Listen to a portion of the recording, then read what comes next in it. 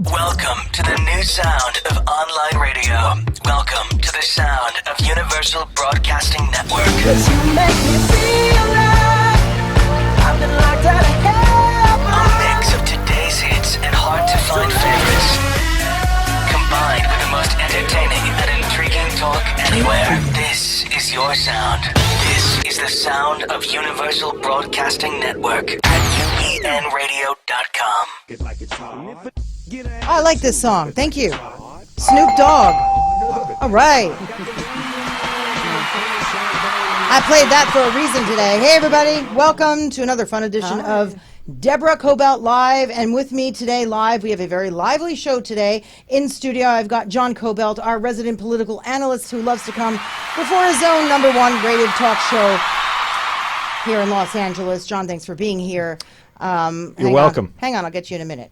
Dr. Sherry Ross, she is the author of the book that has yet to come out, but we've got the dibs on her, She-ology, everything you need to know and want to know about the V. And we're going to really get down and dirty on this one. And anyone who could figure out what this is, I thought it was a, what did I think last night? A blood orange? I wasn't sure. We'll get back to you on this one. I think this is a beautiful picture. I love this book. I was reading it last night, and I can't wait to talk to you about it. And then we also have Shannon Colleary. She's in studio as well. She'll be coming on to discuss her book as well. She dated the Asshats. What a show.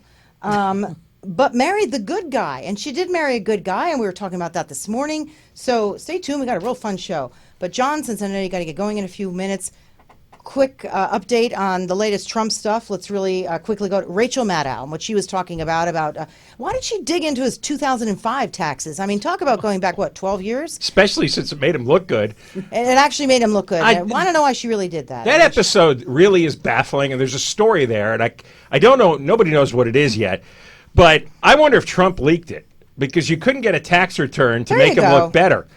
Everybody was you're right. That was the good one to leak, right? It's like, fellas, go to 2005. I paid a lot of taxes that year. I'm going to look good. You're right about that one. Well, remember during the campaign, people said he's a fraud. He doesn't really have that much of an income. He doesn't have a net worth of $4 billion.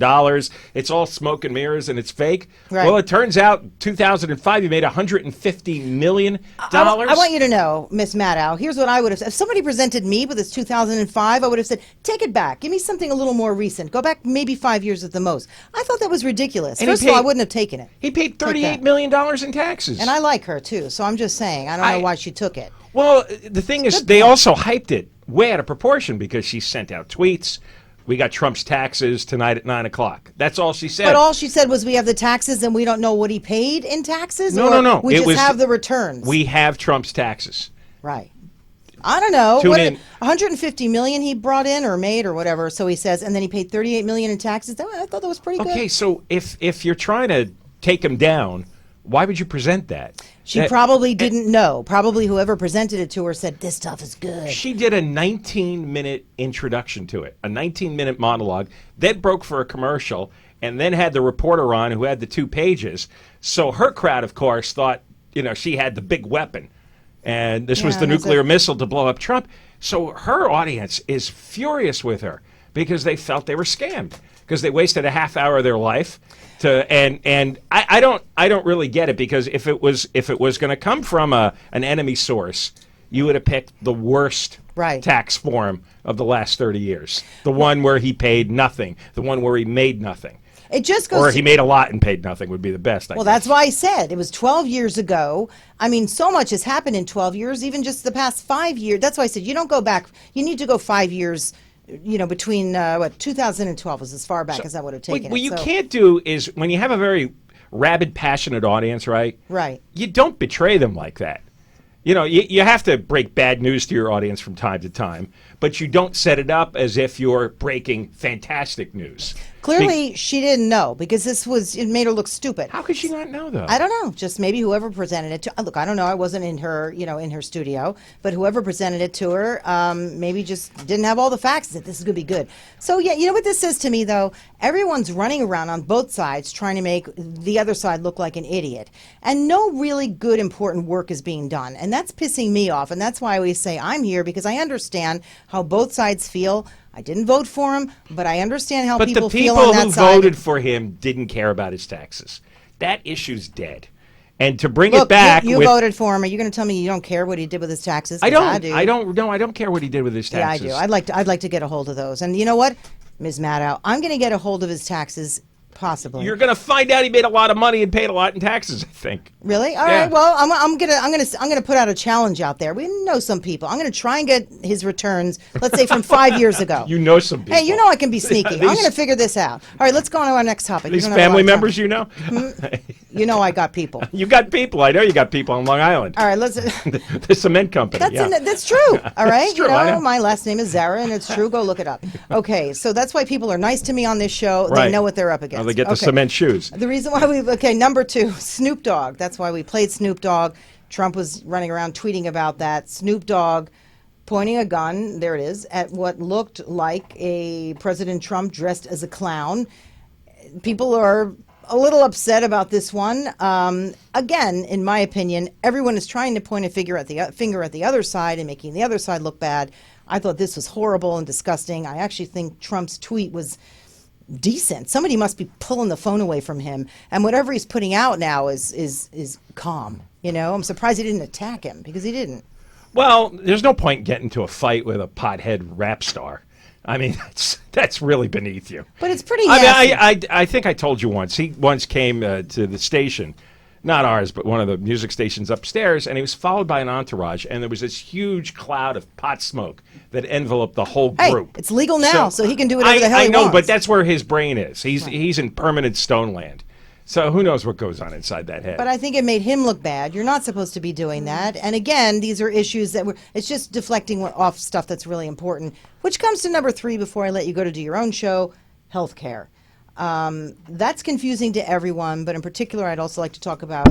Well, I'm not going to be able to clear that up. Huh? I'm not going to be able to You're clear actually that one very up. good at doing that, but you don't have to. But in particular, I want to talk about Planned Parenthood and what it faces. I mean, is it possible that they will get no funding? What So are do they you want to trying talk about the overall healthcare thing first? if you can sum it up pretty quickly? I mean, Well, there's a permanent problem which nobody can fix, because you have a lot of older people who are unhealthy and they cost a lot of money, Yeah. and you have a lot of young people who are very healthy who don't want to pay into the system, which has been part of the problem with Obamacare, is that they tried to force these people into the system. right, and a but lot then of they didn't want the health care, and they No, ended they up don't taking know. taking the tax. when hit. you're 25, you don't care. Yeah. I didn't care. I didn't have health care. I didn't go to a doctor probably for about 15 years. It never occurred to me to go to a doctor. A lot of young people don't, yeah. No, a lot of young people don't. So a lot of them looked at the fine, which was pretty small. I think it was just a few $100s.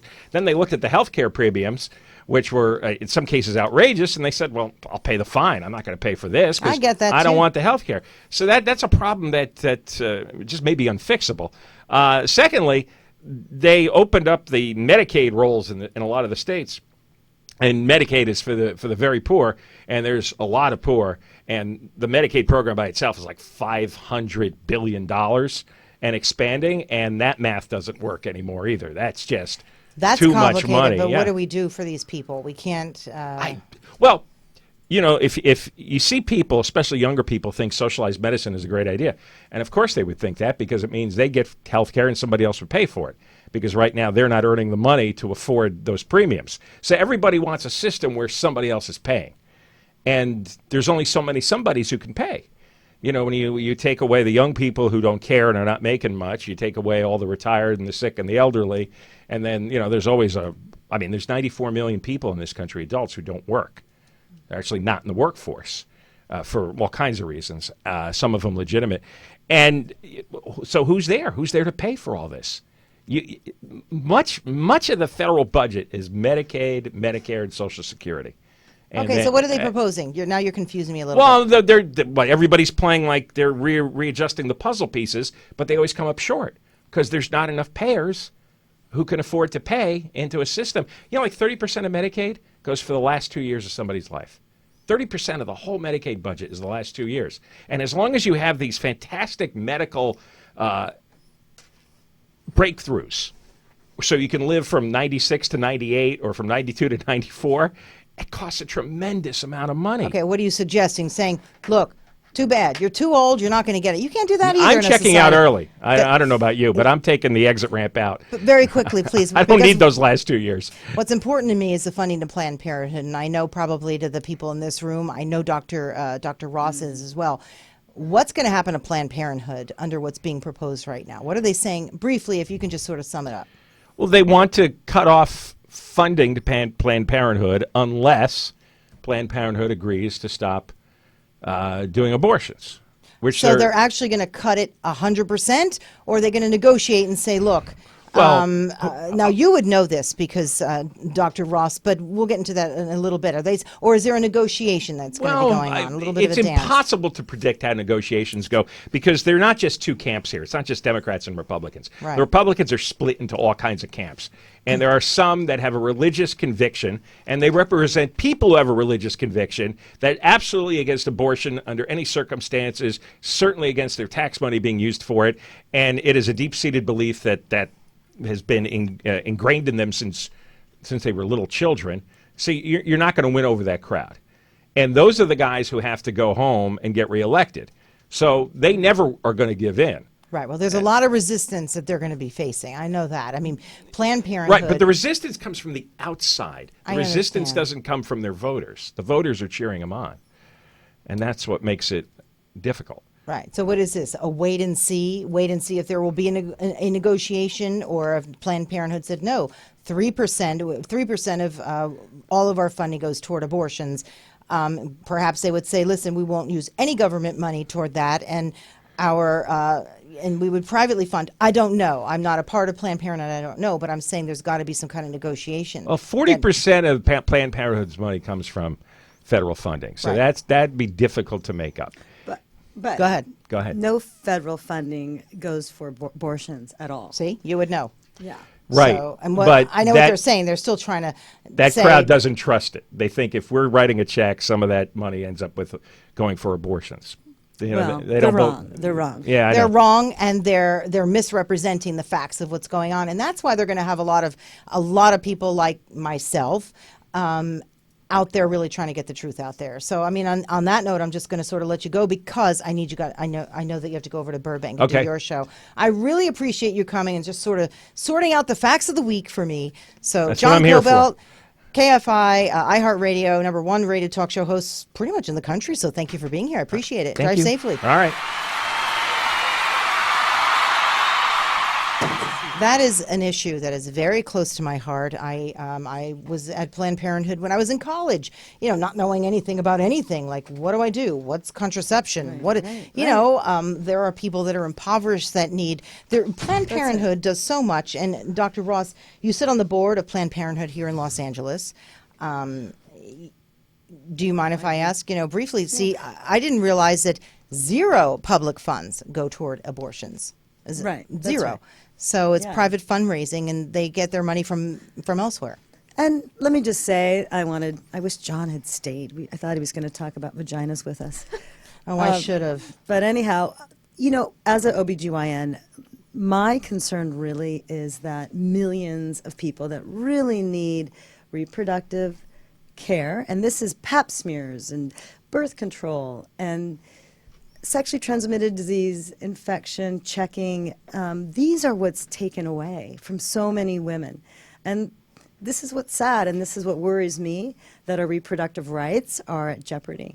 Well, that's why I always say we have to put a face on this, because a lot of the lawmakers just look at this stuff on paper. They don't understand. And to put a face on it, sometimes you have to appeal to their wife, their girlfriend, their daughters, their nieces, and that's how you put the face on this stuff. Otherwise, it's primarily still men in Washington who are looking at this and saying, well, I'm not going to put any money toward it because. And they don't understand the real need, which is caring for people who perhaps don't have the funds to care for themselves, or young people who still don't want to go to their own families and explain that they are interested in their own health. And there's so much else. No, Planned Parenthood is just there for everybody. It is there for everyone, and for men too. Of course, It's there for men and for women. Men's health care now, and breast exams and vasectomies. I mean, they do so much for the health care in general. That's what you need to do. You need to say, guys, we do vasectomies, and they'll be like, oh, okay. I mean, you need to get that out there more. It's like, guys, we're there for you too. If you want a vasectomy, you come to Planned Parenthood, right? Absolutely. They're there for everyone. So Yeah. it's sad what's happening in our healthcare system. Yeah. Well, thank you for talking about that. But I read your book, She-ology, which I think is phenomenal because it is so, first of all, it's a you. really fun read. Great. It's a really, really fun read. And it's all about the V. And I love that you say people don't even like to say the word, what's the word? That's right. The vagina. That's it. It's so interesting because 65% of women don't say the word vagina. They use a code name. The V So, word. yeah. What are some of them? What are some of the code words? Well, cooch, vajayjay, I've heard vajayjay a lot, but pink that's weird. taco, Pink taco. Okay, keep going. Harry Potter. Oh my. What have you heard? Well, the Vijay law for one of them, but I think that might be Jennifer Lawrence's vagina. I'm not sure. The Vijay law. Tunnel of Love. Tunnel of Love. That's a good one yes. too. But The Whisker Biscuit. the Yeah. whisker Yeah, biscuit. that's a good one. I love some of the really funny ones, crazy ones. But I love that you're just out there about about everything about the vagina, from caring for it, from pleasing it, Yep. whether you're pleasing yourself or you're having your partner please you. I love that. Great, I yeah. just love that. So let me, you also are, you talk about, okay, wait a minute, hang on, I'm getting a little lost here. So it's called She-ology, the definitive guide to women's intimate health, period. Mm-hmm. And was this the first book that you ever wrote? Was this just an accumulation of all the years of working as an OB-GYN and women's health expert? Well, I've been doing it for 25 years. So, Yeah. this book was inspired by my patients, and I just kept hearing so many fantastic questions and embarrassing questions that women had, and I really wanted to answer them and address these crazy, cultural taboos that have been sensationalized, and just empower women to talk about their bodies, talk about their health, talk about their vaginas. Because if we can't talk about it, then how can we care for it? So someone will be sitting there, because I know I've had a male gynecologist, and as a woman, I'm so much more comfortable asking you, because you are my doctor, asking you questions, and not just questions about, I'm still one of those who will go like, down there. I'm not even one who talks about it much myself, but you're so giving, and you're such a Thank kind you. person and doctor. In fact, the foreword was written by Reese Witherspoon. And what did she say about you? She talks about no one cares more about women's health more than Dr. Sherry Ross. But she also says you find the time to personally text, this is true, and send copious amounts of emails to all her patients about all of their specific health concerns. You really do. You're that kind of a doctor. Thank you. I mean, she can be great, and all your patients are going to be texting you. It's like, I have a question, and it's midnight. It's like, no, what? Don't give my cell out to everybody, so this could create Later. some problems. No, I'm but kidding. you really care about your patients. I do. So with all the questions that we would all come to you, you've accumulated this knowledge over all these years, and you decided to Yeah. write this book. And I wanted to share stories, patient stories, and create information that was relatable and funny. And then a lot of my celebrity patients, I matched them to certain chapters that I thought was. I loved that. I mean, look, you've got everyone from Brooke Shields, Christina Applegate, and she's faced some of her own health challenges. We all know that. Exactly. Jane Seymour. You've got who else do you have on here that's not even on the front? Oh my gosh. Cameron Manheim. Yeah, no. I love her. She's amazing. You've got yeah. just so many people in here with their own little personal stories, and I think people will enjoy Yeah, hearing it's- about that too. They're relatable, and it just creates more authenticity to the chapter. Yeah, but also you talk about tweens, about tampons, about PMS, mood swings. There's really nothing Yeah. in here that you don't take up. And I wanted to put it into what I like to call the 7 cycles of what women go through. So Yeah. puberty was the tween V all the way up to menopause, which is the mature V. So I think it was So just menopause easy. is number 7. It is the 7 cycle, because we all go through these cycles, and they're very different, and we have different needs and different questions, and I want to optimize each cycle. And What are really- the cycles? Because I would have thought, like, I don't know, near death Yeah. would be number 7. But what? So you've So got puberty yeah. would be your tweens, and then sort of the young woman. And there's no, that was the second cycle. And then I have pregnancy as actually a cycle, and it is. postpartum. And not everyone goes through each of those, but they're really hormonal times, and they need to be specifically addressed. And preconception and infertility I put together because those two things either are really great, They go together. yeah, or they can be really difficult. Yeah. And then menopause, I think this perimenopause, and then menopause. Yeah. almost more than for women to read this, men need to read that because they Absolutely. need to understand the cycles that a woman goes through. And quite frankly, we need a doctor to also write one of these about men and the cycles that they go through, don't Yeah. you think? Because they do. They may They not get do. their periods, but they've got other things going on. Menopause. Yeah, they really Yeah, do. they have less cycles, but they definitely go through things, and that's why I was hoping John, he could have his opinion on some of the things we were discussing. I'll have him back in, though. I didn't realize that. I had to get him out of here, so we were talking politics. But I'll have you back in after the book comes out, and it's this huge success. And you can pepper John with questions, actually, because he'll read this. It's helpful for both genders. Yeah, it really is. Okay, so a couple of chapters that I was going through, you talked a lot about the orgasm and about how many women, in fact, have an orgasm, how to have an orgasm, one of the most stimulated parts of the body for the orgasm. Right.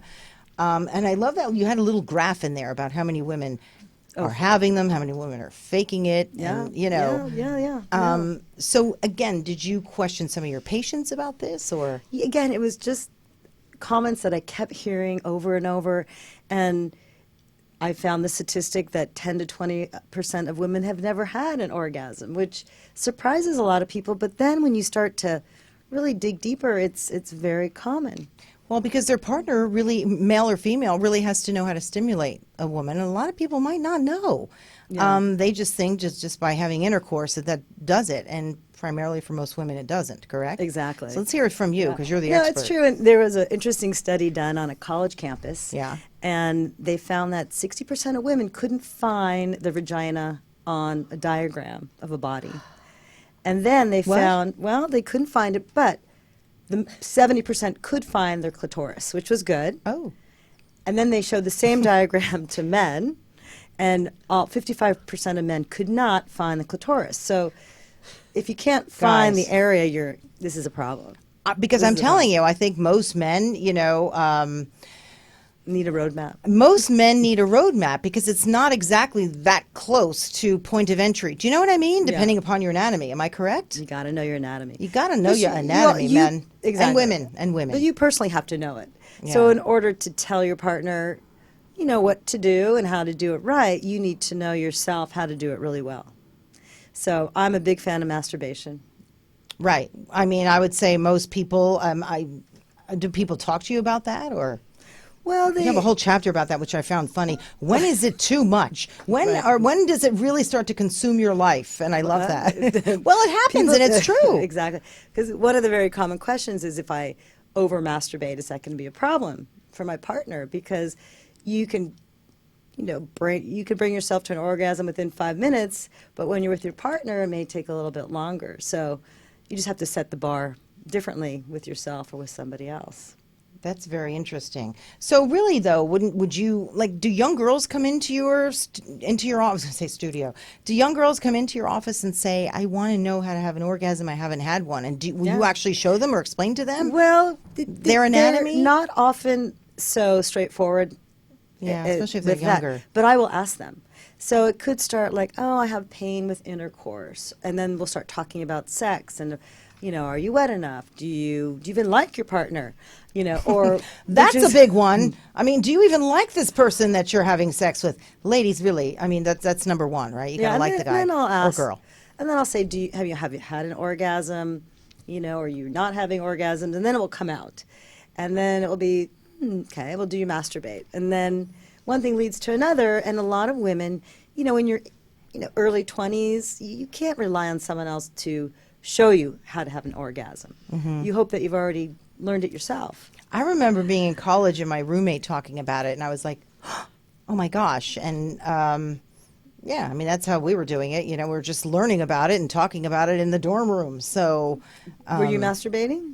I wasn't then because I didn't realize it. How stupid was I? And I mean, I love sex just like the next girl. And at the time, she's like, "What do you mean you've never done that?" And I said, "Well, how? What is this thing?" I learned. So that's all I can say. And then, yeah. And by the way, Shannon, you asked me. We're going to get you in a little bit. Oh, no. Of course, chime in all you want. Oh, I didn't want to I'm interrupt. sure you've got lots of things to say about orgasms. But that I do. No, I just thought it was kind of funny because I talk pretty openly with my daughters since from a pretty young right. You have age. two girls.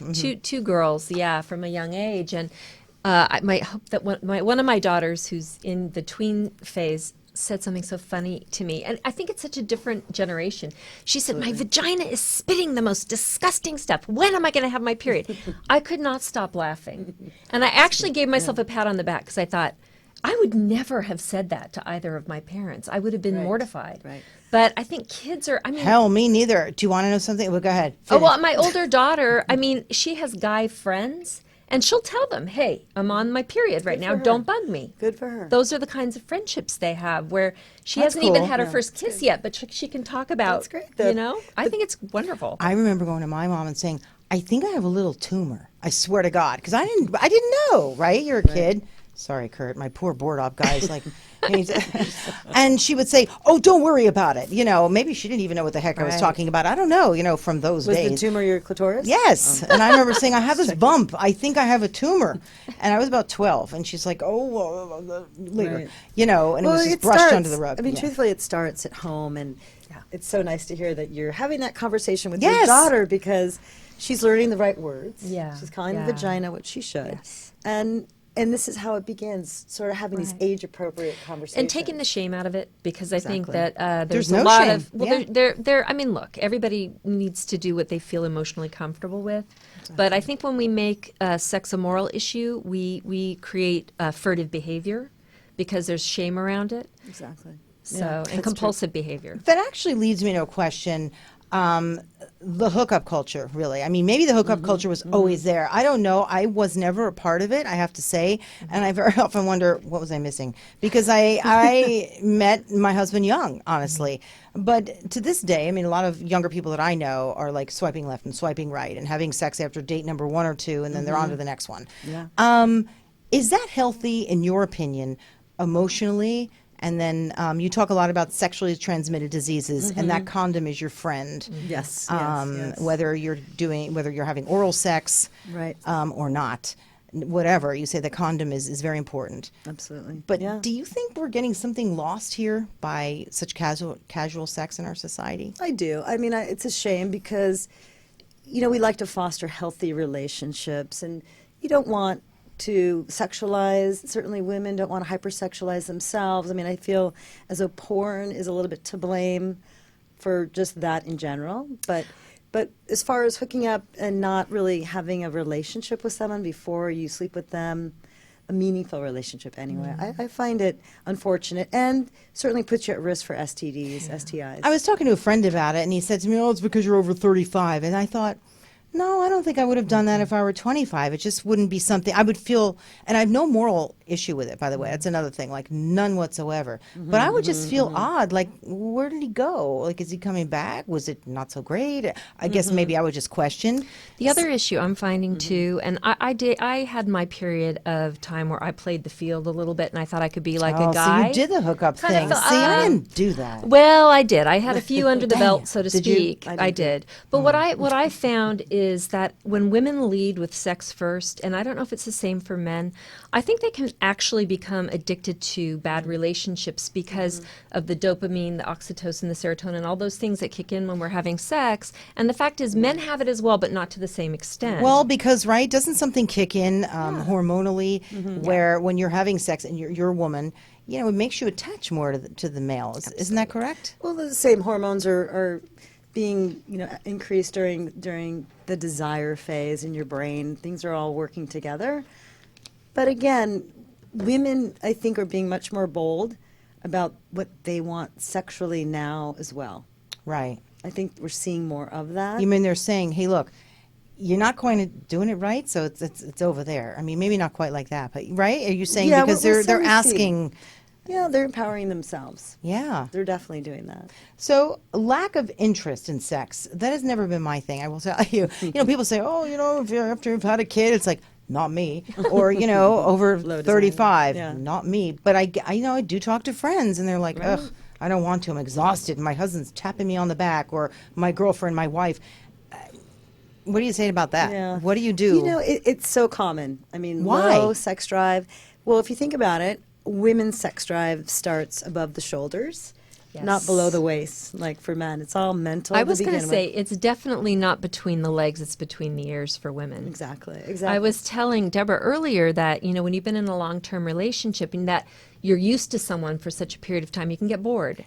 And so right, and every then you now- told me you and your husband went Yeah. off and did it in the minivan. I said, We oh, that did. is great. Well, we did Car some- sex is the best. We did some role Dude. play. We did some role play in public, and for me, I Public. think for I him thought it was in the minivan. No, That no, was out of the that's all- minivan? the sex part was That in was the another- minivan, but the role another play time. was actually in a restaurant. So anyway, the point is, I think it really comes for women between the Absolutely. ears. And exactly. And so when you think about it, we have a lot of stress, and we have depression and anxiety, and you know that does not bode well for desire. Same with the responsibilities for raising children or paying your mortgage, or you have a lot you're doing together as a team that has very little to do with sex. Exactly.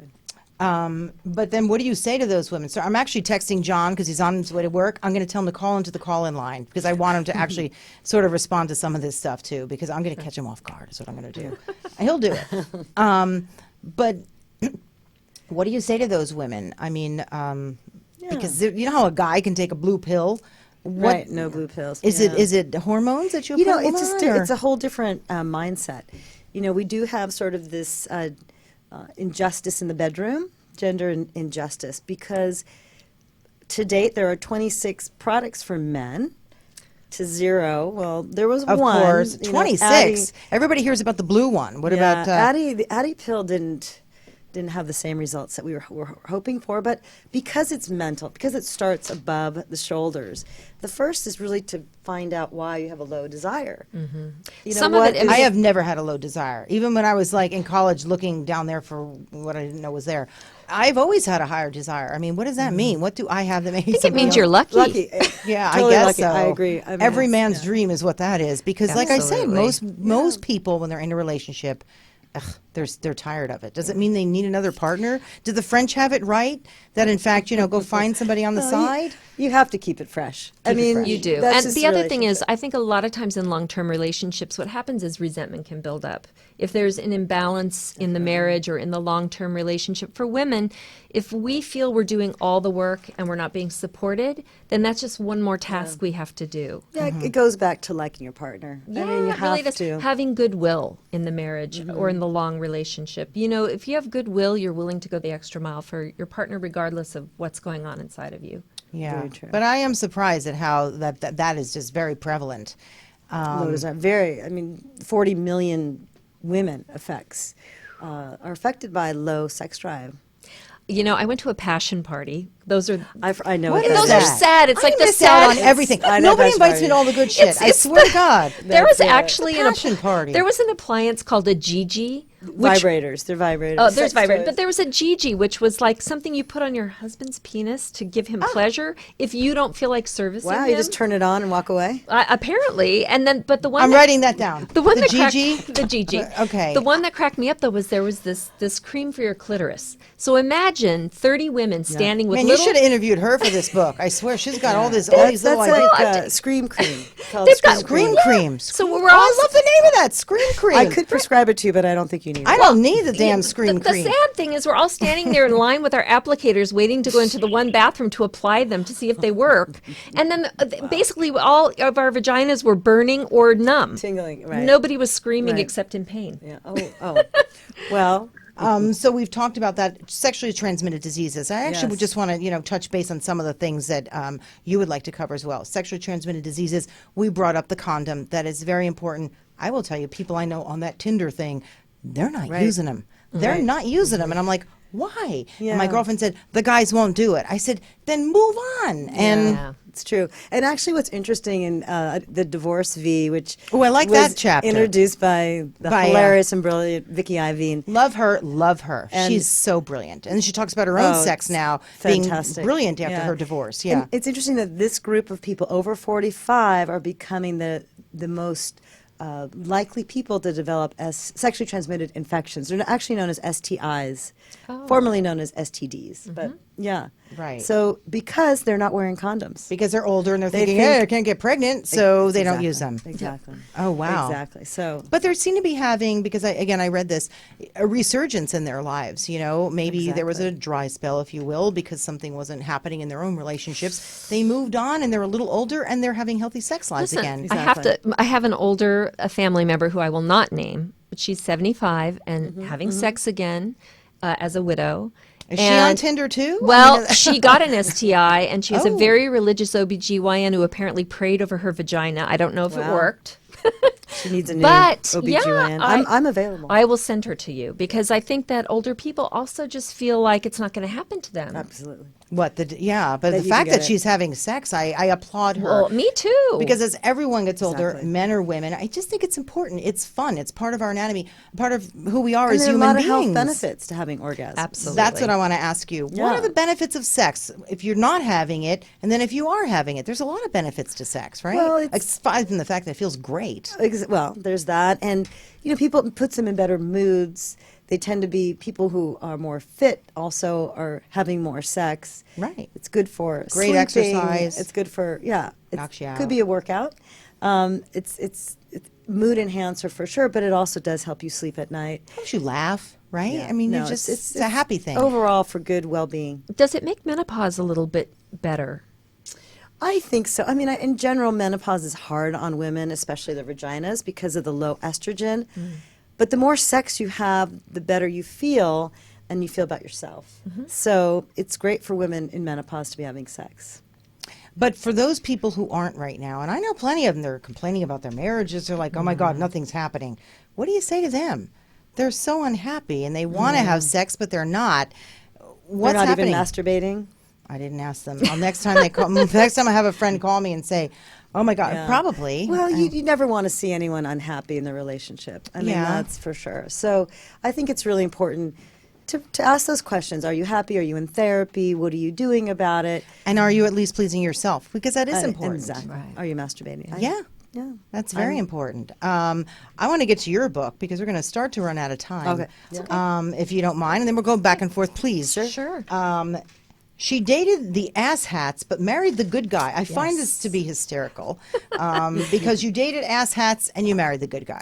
I did, yeah. I mean, it's funny because it kind of dovetails with a little really bit with does, what a we're lot. talking about now, which is, I think what happens in our culture now is things happen so quickly that we don't necessarily know what we're looking for when we go out dating, especially young women post-feminism feel like they shouldn't care about long-term relationships or anything that would be monogamous or permanent when they're in their 20s. It almost seems like it's anti-feminism. And if you come from a somewhat chaotic background, for me, my childhood was pretty chaotic with divorces and things like that. So Right? Didn't you say your mom had four? she of was them? married four times before I was 13. times. Wow. So what happened to me is every time I would walk into a bar, my vagina would say, that guy looks inconsistent and unreliable. I want him. I'm really attracted to that guy, you know, Wow. because they tend to be, Your vagina talks. my vagina would Your elbow vagina me. was talking That to could the be a wrong good guy. chapter. And my vagina The got wrong me. guy. My vagina got me involved with two long-term relationships with very charismatic,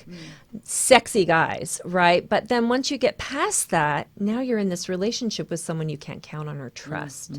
So my book is really just the path I took to walk through that and to be attracted to a stable, loving, kind person and not be bored. Because I think a lot of young women are bored by that.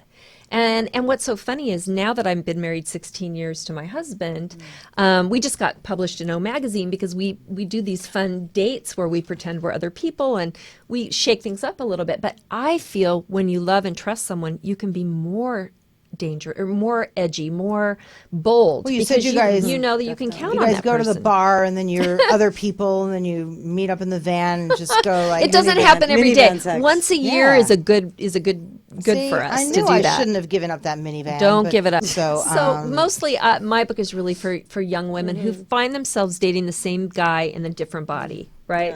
The same dangerous, unpredictable guy, and they finally get burned out. They start heading into the 30s and thinking, "I want a family and kids. Why am I still dating these same types of people?" And that explains why, and sort of helps you figure out how to change the way you operate. I'm curious through your research. Yes. Who do those men end up finding if they're sort of like difficult people? Yeah. Are they just serial daters? Because again, I have a lot of friends who are with those guys, and I think, is it them or is it the guy? You know, sometimes it's timing. Sometimes those guys grow out of whatever that is and they decide they want to settle down and have a family. But I think there are a lot of unhappy marriages out there. Very much and so, it's not just gender specific. I mean, there are plenty of women who fall in the asshat category. And I like to really, asshat's a nice word, or not a nice word, for narcissist. I mean, it's the kind of person who takes and drains your jets. You spend all your time auditioning for wife, you know, trying to convince, people pleasing, offering sex when what you want is love in order to get your needs met, but you never get your needs met. That is so true. And we all Yeah. have friends and lovers like that Yeah. where they just take and you just want to be accepted. And we all know that it will never go anywhere. Plus, And you know, those guys don't want to leave you because they are getting their intimacy needs met, but they still want to play around. So that's why they keep coming back. You finally break up with them, you get strong, they smell it, they come back. Well, it's really about empowering women It is. to Yeah. really not be that person. Yes. And I see the change every day. I see women, younger women, not doing that anymore. You know what? And with what's going on in the media, the constant sexual objectification of women, I feel like my daughters are finally onto that shit. Excuse my, Yeah. but, you know what I mean? Yeah. That because we now have done so much research about what it does, not just to women but to men, and the younger generation savvy in a way that the Gen X really wasn't. we really did accept a lot. And I'm not one of these people, I'm not a bra-burning liberal like that, but I am absolutely in favor of women's rights across the Yes. board. Just in doing a podcast and how different it is from being a newscaster, right? You're allowed to have your personality out, whatever that might be. And it got me to thinking, there's hardly even any late night people that are women. There's one or two, and we just frankly accept all the people that are out there, the men that are out there that are comedians and doing their work. Right. But even in an example, the ceiling hasn't even been broken yet, the glass And there's ceiling. a lot of suppression of women. I mean, I think this whole healthcare It's ongoing. issue. Oh, there's no doubt is about just it. another piece to that. Like, these are our reproductive rights. Yeah. There's so many issues. Listen, that, even as a mother, the idea that a woman cannot make a choice about whether or not to stay pregnant. You have a lot of women out there that have serious issues. Maybe they're drug addicts. Maybe they're in sexually or emotionally abusive relationships. And the child now binds them permanently to their abuser. Not only that, as a parent of small children, you know from that 0 to 3 that their brain is growing, tripling in size. And if they're in a violent, volatile situation, it changes the way their brain grows. I told you though, very often for lawmakers, because I'm sure you've been to Washington, right, and spoken in Washington. I know I've been there and I've seen the way a lot of their business is done. You've got to really personalize it to somebody that they know. Yeah. Otherwise, it's just all becomes talk and talking heads on TV and radio. Right. But do you mind if I get a little personal with you for a minute? Yeah. Okay. So you've had an interesting life as well. You've been married and have 3 wonderful sons. I do. And then left your husband, or he left you. I'm not quite sure. Correct. I'm not No, sure how yeah, that works. it But you're wasn't married it- to a woman now. I is, am. is how it is, and that's why I bring this up, because you lead a happy, beautiful life as someone who is married to a woman. She's beautiful herself. I know her. Thank you. And raising 3 boys. Yes. And yes. talk about a choice. Yeah. I think that is incredible. I love that. I applaud you. I think you're a Thank you. perfect spokesperson for the cause. I really do.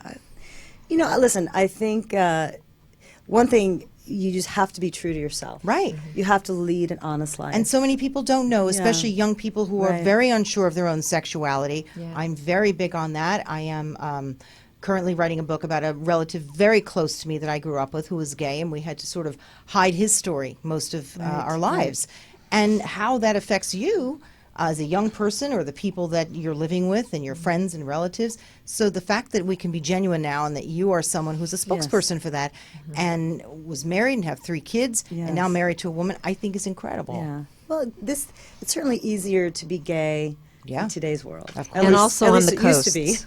And also on the coast. Oh, yeah. You know, Right. I mean, my aunt was also married to a man most of her life, and now is married to a woman. And there were long periods of time where she thought of killing herself.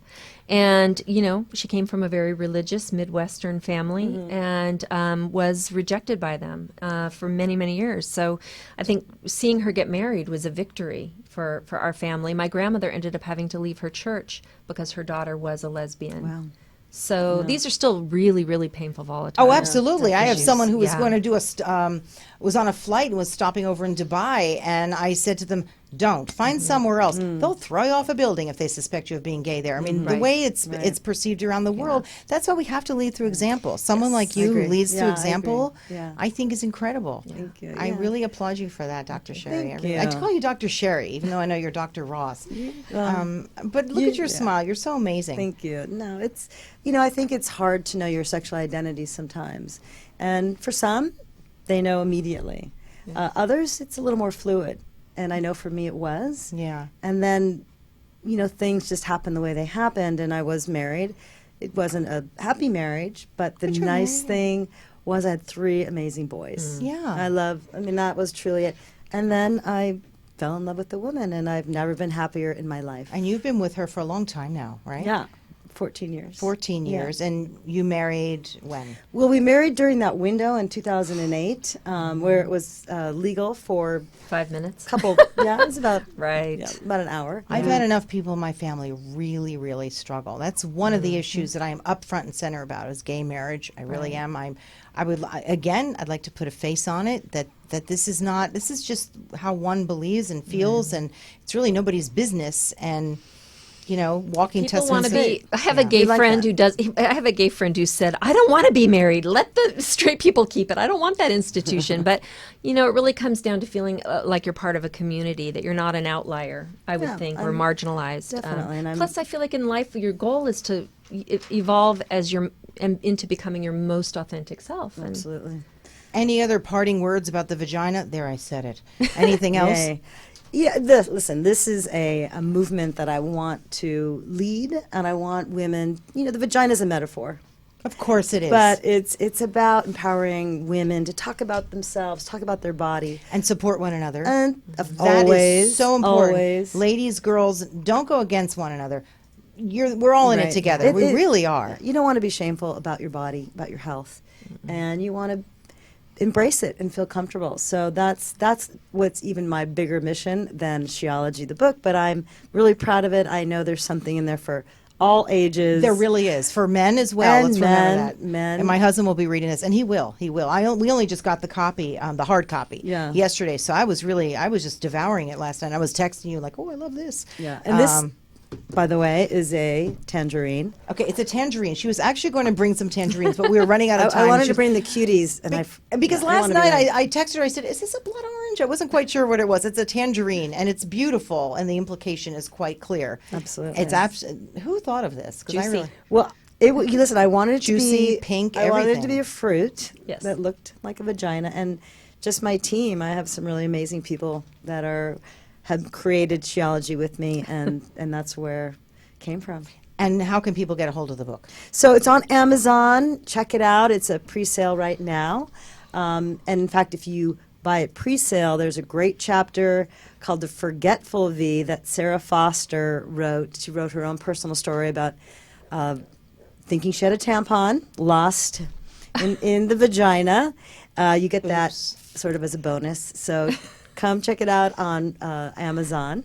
I and- love and that. buy Some of it. the stories in here are incredible. I love that. And I That's- love that you did that. That's what makes this book also a little bit different. Yeah. Some of the personal stories from some people that we all know and read about. I love that as well. And my patients, so grateful. They contributed some really fun stories for me to use in the And book. you're doing a big speaking engagement on this too, I imagine. You're going to be everywhere. I will go anywhere. I'm happy to talk about the vagina anywhere. I love that. To anyone, as I encourage others to also. Yeah, and your book is available. also on Amazon. Yes. And She Dated the Asshats, but Married the Good Guy on Amazon. She-ology. Thanks for being here, everybody. I actually think it was Thanks kind for of having us. really a fun day. I really enjoyed having you both in here. So thanks again, and come back. Thanks for We'll have you having back. us, This time I'm going Deborah. to step away and just have you talk to John. I can't. You could see how bashful he was. Just mention the V word. He's like, "What? No." I mean, he's a little shy about stuff like A that. lot of So- men are. Ah, sure. Yeah. Men and it's women. understandable. Yeah, yeah. All right. Well, thanks for being here. Thanks for Okay, having everybody. us, Thanks for Deborah. tuning in. Thank you. Really, really fun show with Deborah Kobylt live, and we'll see you again next week.